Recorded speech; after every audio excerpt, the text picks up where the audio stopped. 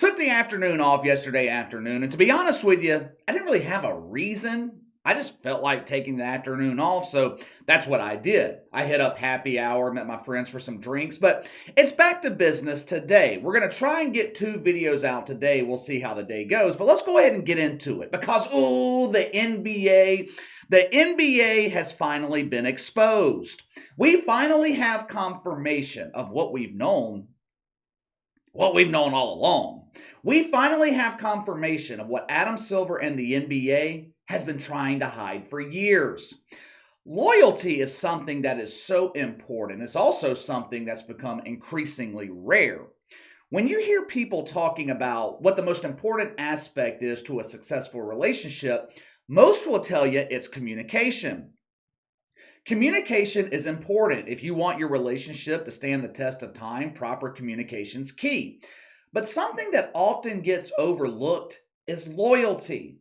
Being loyal, it's not something that you can be half committed to. You have got to be 100%. America has made the NBA a multi-billion-dollar business.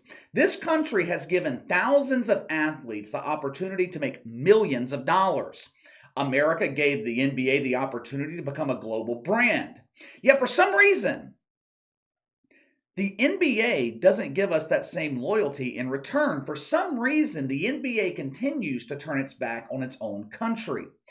There's an old saying, don't bite the hand that feeds you. It's not a good idea to shit on the people that made you what you are. For example, you guys have helped me build this channel from the ground up. I was looking at my analytics last night. At this time last year, I had just over 3,000 subscribers. From July 2020 to July 2021, this channel had about 300,000 views. We surpassed that view count in the last 4 or 5 days. You guys share the content on social media. You share it with your friends and family. The likes, the comments, watching the entirety of every video. It pushes the algorithm to promote the channel to new potential viewers. I often tell you guys how much I appreciate your efforts and support. Now imagine for a second that I came on here and I started to bash you. Imagine I started singling people out or started criticizing my audience. What if I told you that your opinion didn't matter? What if I decided to launch a war against my own audience? How long do you think this channel would survive? You guys are the hand that feeds me. What if instead of shaking your hand, I slapped it away? I would be a fool to do that. I would be a complete dumbass. Why in the fuck would I want to piss off the people that made me? Why would I want to piss off the people who support me? It doesn't make sense. This is why I don't understand what Adam Silver and the NBA have been doing. This league has completely turned its back on America. Then they turn around and wonder why fewer and fewer Americans are watching their product. For the last 2 years, the NBA has been at war with its own fan base.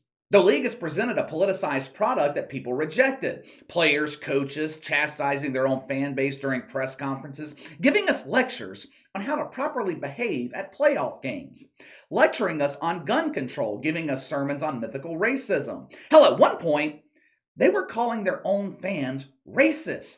Anyone who votes for Donald Trump is voting for racism and white supremacy. When you look at it on the surface, it doesn't make any sense. One of the many problems with the NBA, they're trying to serve 3 masters. It's impossible to serve 2. This league's trying to appease 3. They supposedly try to please their fan base, which they're constantly at war with. They feel required to appease parishioners at Woke United Methodist. But there's only one master at the top of the list. There's only one master who requires Adam Silver to call him daddy.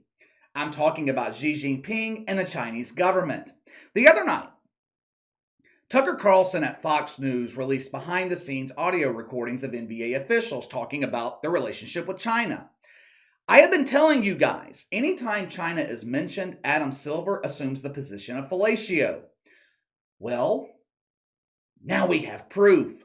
Several years ago, Enes Kanter played in an NBA game wearing shoes that read Free Tibet. During halftime of the game, he was approached by NBA officials demanding that he take off the shoes. You can't wear those. It's too political. We don't want politics in our league. Now keep in mind, Enes Kanter was not breaking any NBA rules. Other players in the past they've taken to an NBA court displaying political propaganda. They weren't required to remove their shit, but with Enes Kanter, it was different. Why? We've known the reason, but it's been pure speculation to this point. Now we have the proof. Roll the film. China's taken a very aggressive stance, which is, hey, you want to about us? You're out. Right? Which is, I get it. There's nothing. It's business. So their view is, look, you want to be in our country, you want to do things. If you're going to complain about us, you're not allowed. So what happens for the NBA is the NBA's in a box. You're not breaking any rule in terms of the shoes. There's no rule I'm aware of that you're violating now. I think it's also, look, at the end of the day, we're also a business. Wait a minute. Both Mark Lassery and Adam Silver just said the NBA is a business, right? The sentiment here is because the NBA makes billions of dollars in China, they don't want anyone associated with the league doing anything to upset their Chinese butt bongo partners. Okay. Since we're going to go with that argument, how come this wasn't the stance 2 years ago when the NBA was pissing off millions of Americans? I don't remember Adam Silver approaching LeBron James when he was kneeling for the national anthem. I don't remember him chastising Giannis and the Milwaukee Bucks for boycotting a fucking playoff game over the justified shooting of Jacob Blake. Matter of fact, the NBA did the complete opposite. They painted Black Lives Matter on the fucking court. For 2 months in the bubble, the NBA was transformed into a social justice PSA. You couldn't watch a game without being bombarded with woke propaganda. So people just refused to watch. Ratings for the playoffs and NBA finals set record lows. At a time when the country was forced to be at home, people had nothing else to do but watch television. I remember when the NBA announced they were resuming the season in the bubble, the mainstream media, they were claiming the country was so excited. This will provide people with something to take their minds off the devastation in the country. Instead, it did the complete opposite. The NBA was a constant reminder of the racial riots and bullshit. Woke United Methodist tanked the NBA to a point that Adam Silver tried to publicly distance the league from the church. But that was after the damage had already been done. So what's the difference here? What is the difference between Enes Kanter and LeBron James? If you look at it purely from a business perspective, both are bad for business. The difference is Adam Silver's only punished in America by a dwindling fan base. Xi Jinping punishes him by leaving him out of the butt bongo, and you just know how much Adam Silver enjoys a round of the butt bongo. The hypocrisy gets even better. Check out these remarks from Ron Klempner, executive of the NBA Players Association. From what I gather, this seems to be a conversation between him and Enes Kanter about political messaging. Listen to what he says. So I got off the phone with the general counsel of the NBA, and he wants to now have a conversation about their concern right now is not so much what you are saying off the court, but what it is that you're saying on the court when you step onto the court. Okay, so the NBA is only concerned with what Enes Kanter's saying on the court. They don't care what he says off the court. This is strange. Starting last October, Enes Kanter began to put more and more pressure on the NBA's relationship with China. He was making the media rounds. He was a regular on Fox News. He was putting a magnifying glass on this relationship. All of a sudden, a couple of months later, he's out of the fucking league. Someone please explain to me how a 30-year-old role player who averages 11-8 can't find a job in the NBA. There was one thing Mark Lassery said that really stuck out to me more than anything else, and it goes back to the NBA trying to serve three masters. Mark Lassery said the NBA is in a box. Adam Silver has positioned the league into a lose-lose situation because eventually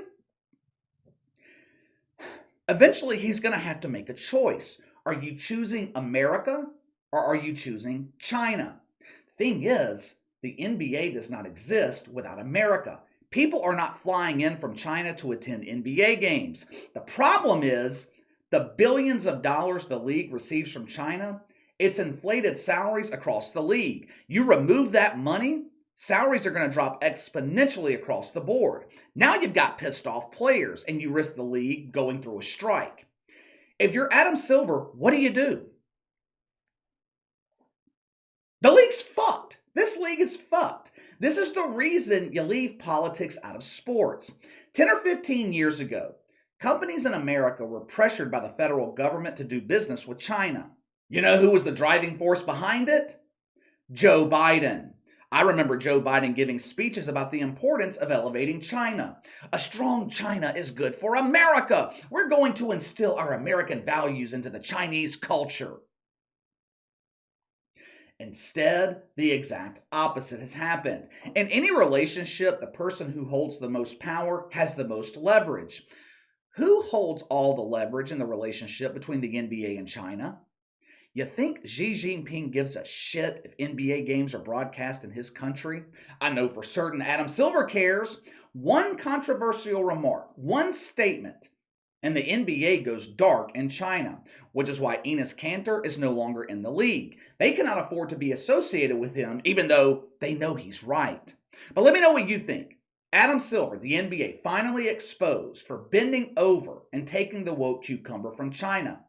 How do you think this ends for the NBA? Will they eventually have to choose between America and China? Let me know. Sound off in the comments below. Make sure to like and subscribe. Click the notification bell to receive all notifications from the channel. Best way to contact me is by email at btlkc84@gmail.com, KC_BTL84 on Twitter. I'll see you guys later.